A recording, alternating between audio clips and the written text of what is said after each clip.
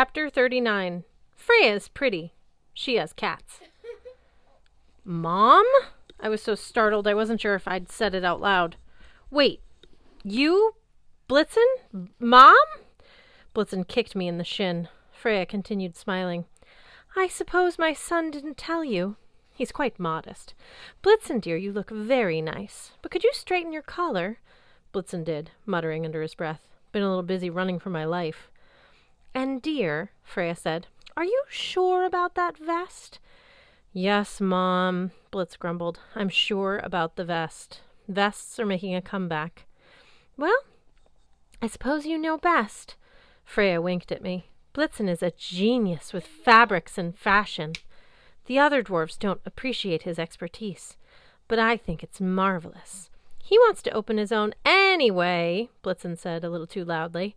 We're on this quest, Freya clapped. I know! It's very exciting! You're trying to get to Nidvalir to find out more about the rope Gleipnir. And so naturally the World Tree directed you first to me. One of her cats clawed at a Persian rug, ripping several $1,000s of weaving into fluff. I tried not to imagine what the cat would do to me. So, Lady Freya, I said, can you help us? Of course, said the goddess. More importantly, you can help me. Here we go, said Blitzen. Son, be polite. First, Magnus, how are you faring with your sword? I missed a beat. I guess I didn't think of the Sword of Summer as mine. I pulled off the pendant and the blade took shape in my hand. In Freya's presence, it was silent, like it was playing dead. Maybe it was afraid of cats. I haven't had much time to use it, I said. Just got it back from Ran. Yes, I know. Freya's nose wrinkled with the slightest hint of distaste. And you delivered an apple to Utgard Loki in exchange.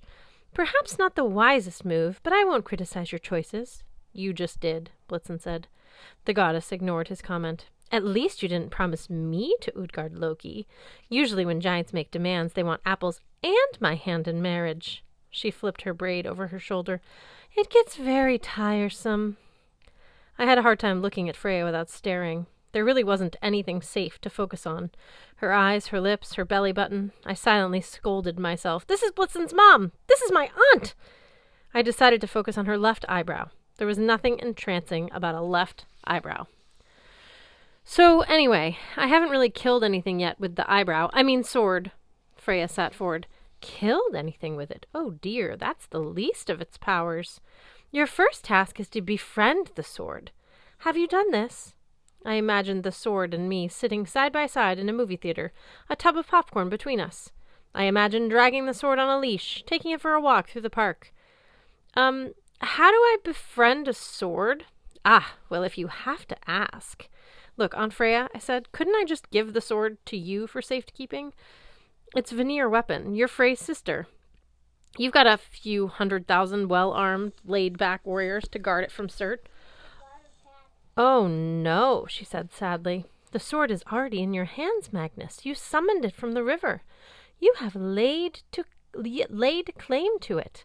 The best we can hope for is that Sumerbrander, the Sword of Summer, will allow you to use it. Keeping it from Surt is your job now, as long as you manage to stay alive. I hate my job. Blitzen elbowed me. Don't say that, kid. You'll offend the blade. I looked down at the gleaming runes on the blade. I'm sorry, long, sharp piece of metal. Did that hurt your feelings? Also, if you allow people to wield you, why would you allow an evil fire giant to do so? Why wouldn't you want to go back to Frey, or at least his lovely sister here? The sword did not reply. Magnus, said the goddess, this is no jesting matter. The sword is fated to belong to Surt, sooner or later. You know this. The sword cannot escape its destiny any more than you can escape yours. I envisioned Loki chuckling as he lounged on the high seat of Odin. Our choices can alter the details. That's how we rebel against destiny. Besides, Freya said, the sword would never allow me to use it. Sumerbrander holds me partially responsible for its loss.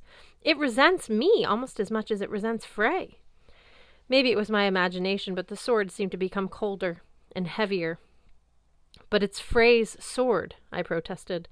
Blitzen grunted. It was. I told you, kid. He gave it away. For love. The calico cat on Freya's right rolled over and stretched. Its spotted tummy was pretty cute, except for the fact I kept imagining how many warriors it could comfortably digest. When Frey sat on Odin's throne, continued the goddess, he did so for my sake. It was a dark time for me. I was wandering the 9 worlds, grieving and bereft. Frey hoped that sitting on the throne, he might find me. Instead, the throne showed him his heart's desire, a frost giantess, Gerd. He fell madly in love with her. I stared at Freya's eyebrow. Her story wasn't helping my opinion of my dad. He fell in love at first sight with a frost giantess. She was beautiful, Freya said, silver to Frey's gold, cold to his warmth, winter to his summer. You've heard that opposites attract? She was his perfect match, but she was a giant. She would never agree to marry a Vanir. Her family would not allow it. Knowing this, Frey fell into despair.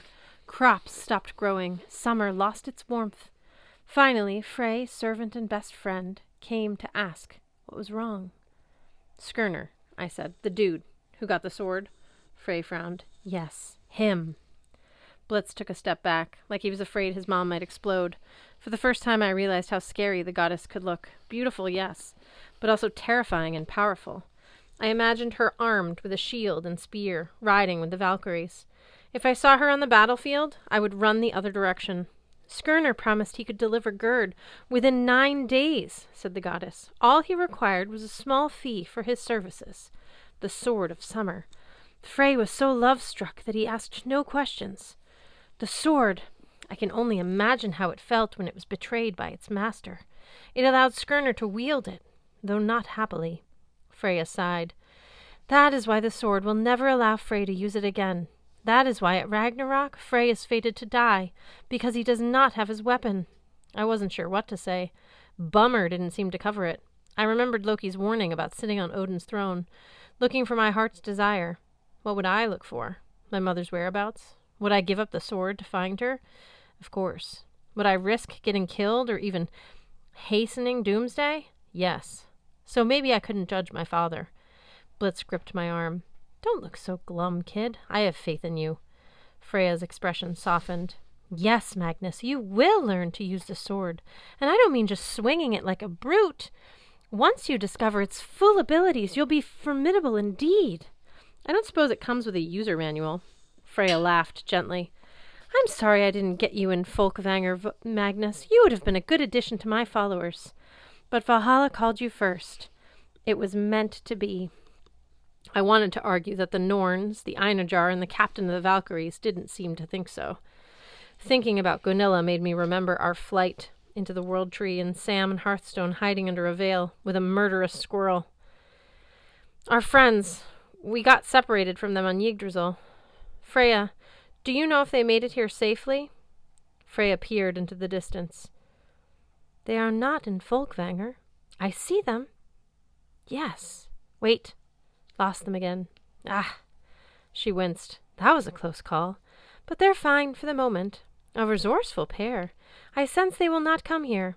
You must continue on and meet them in Nidvalir. Which brings us to your quest, and how we can help you, Blitz said. Exactly, darling. Your need brought you here. Need speaks strongly when you travel the World Tree. After all, that's how my poor son found himself being bond-servant to Mimir. We are not having this discussion again, Blitz said. Freya turned over her lovely hands. Fine. Moving along, as you well know, the dwarves created the rope Glipnir, which bound Fenris Wolf. Yes, Mom, Blitz said, rolling his eyes. Everyone learns that nursery rhyme in kindergarten. I squinted at him. Nursery rhyme? Glipnir, Glipnir, strong and stout, wrapped the wolf around the snout. Humans don't learn that one? I don't think so. At any rate, said the goddess, the dwarves will be able to tell you more about how the rope was made, and how it might be replaced. Replaced? I willed the sword back into pendant form. Even so, hanging around my neck, it seemed to weigh 100 pounds. I thought the idea was to keep the rope from getting cut in the first place. Ah!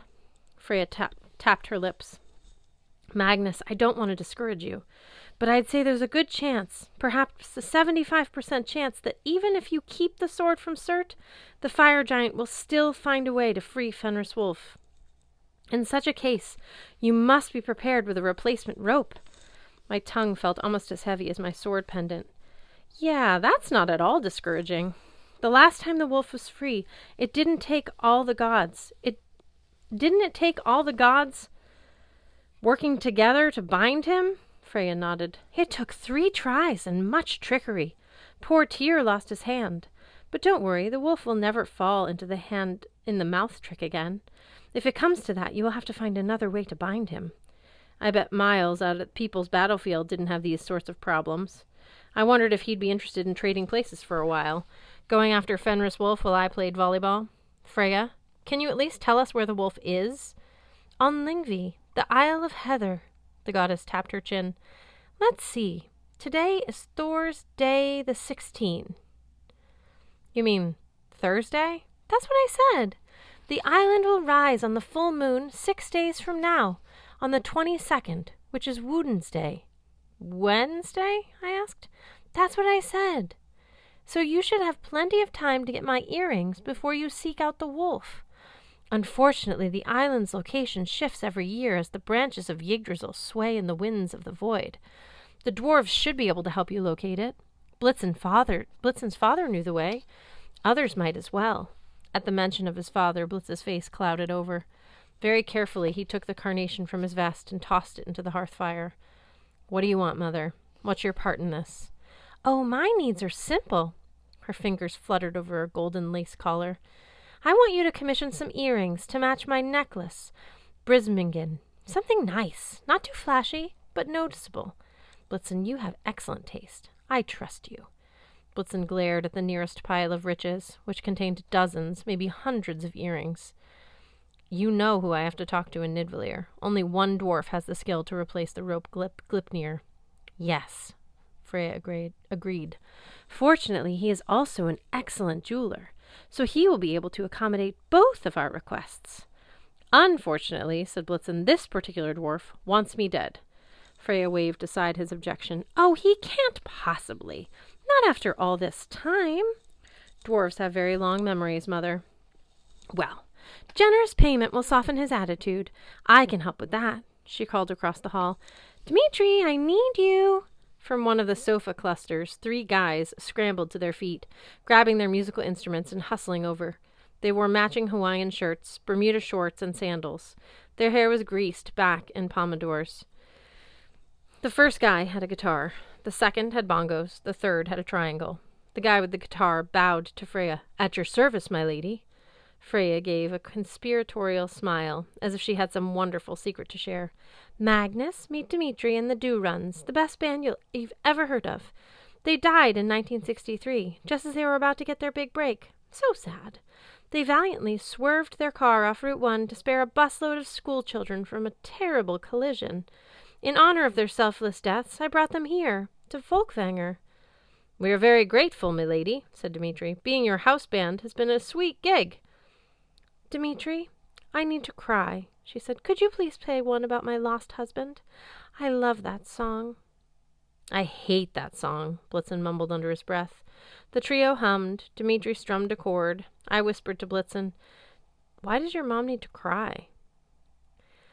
He turned toward me and made a finger down the throat gesture. Just watch. You'll see. Dmitri began to sing, Oh, odor, where is that odor? Where is my love?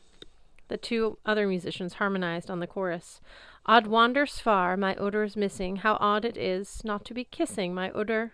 Oh, my sweet odor. Triangle, bango solo, Blitzen whispered. Her godly husband was a seer named Odor. Ode, for short. I wasn't sure which name was worse. He disappeared, I guessed. 2,000 years ago, Blitzen said. Freya went looking for him. Disappeared herself for almost a century while she searched. She never found him, but that's why Frey sat in Odin's chair in the first place, to look for his sister. The goddess leaned forward and cupped her face in her hands. She drew a shaky breath. When she looked up again, she was weeping, but her tears were small pellets of red gold. She wept until her hands were full of glittering droplets. Oh, Odor, she sobbed, why did you leave me? I miss you still." She sniffed and nodded to the musicians. "Thank you, Dmitri. That's enough." Dmitri and his friends bowed. Then the best band I wished I'd never heard of shuffled away. Freya raised her cupped hands. Out of nowhere a leather pouch appeared, hovering above her lap. Freya spilled her tears into the bag. "Here, my son." Freya passed the pouch to Blitzen. "That should be enough payment. If Eitri Jr. is at all reasonable." Blitzen stared glumly at the pouch of tears. "The only problem is, he's not." "You will succeed," Freya said. "The fate of my earrings is in your hands." I scratched the back of my neck. Lady Freya, thanks for the tears and all, but couldn't you just go to Nidvillier and pick out your own earrings? I mean, isn't shopping half the fun?" Blitzen shot me a warning look. Freya's blue eyes turned a few degrees colder. Her fingers traced the filigree of her necklace. "No, Magnus, I can't just go shopping in Nidvillier. You know what happened when I bought Brigsman from the dwarves. Do you want that to happen again?" Actually, I had no idea what she was talking about, but she didn't wait for me to answer. "Every time I go to Nidvillier, I get myself in trouble," she said. "It's not my fault. The dwarves know my weakness for beautiful jewelry. Believe me, it's much better that I send you. Now, if you'll excuse me, it's time for our evening luau with optional combat. Goodbye, Magnus. Goodbye, my darling Blitzen." The floor opened beneath us, and we fell into darkness.